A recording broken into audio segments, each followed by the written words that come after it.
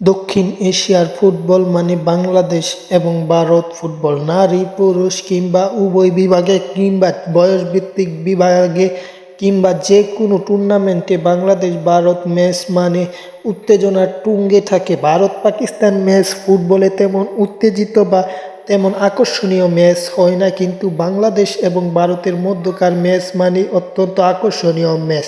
সাপে দেখা গেলে যেখানে বাংলাদেশের সাব চ্যাম্পিয়নশিপ জিততে হলে সেরা প্রতিপক্ষ হচ্ছে ভারত, যেটা যুব দল হোক, ন্যাশনাল টিম হোক, উইমেন্স টিম হোক, সব জায়গাতেই ভারত। তাই বাংলাদেশের প্রধান লক্ষ্য উচিত ভারতকে হারানো। ভারতকে হারাতে পারলেই সাব চ্যাম্পিয়নশিপে চ্যাম্পিয়ন হওয়া বাংলাদেশের জন্য তেমন কোনো বিষয় না। কিংবা নারী ফুটবল যদি বলি, সেখানে 16 বয়সভিত্তিক অনূর্ধ্ব 16, অনূর্ধ্ব 18 সব জায়গায় বাংলাদেশের মেইন প্রতিপক্ষ থাকে টিম ইন্ডিয়া।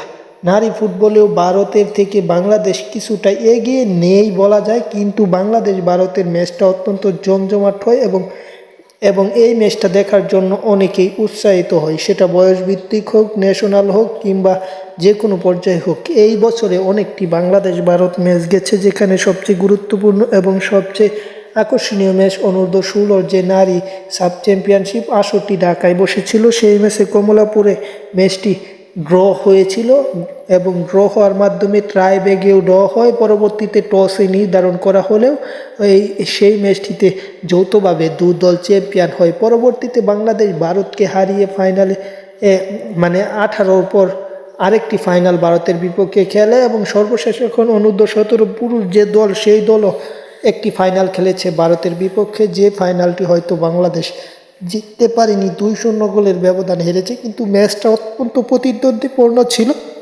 ম্যাচের প্রথমার্ধে 0-0 ড্র থাকে।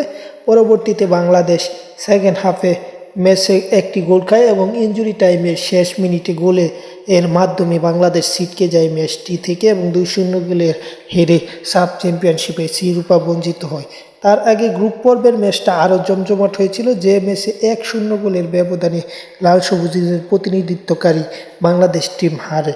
যাই হোক, খেলাধুলার ছোট থেকে বড় আপডেট এবং বাংলাদেশ, ভারত সহ বিশ্বের সকল দেশের খেলার আপডেট পেতে চ্যানেলটি সাবস্ক্রাইব করতে ভুলবেন না, বিশেষ করে ফুটবলের আপডেট নিতে হলে।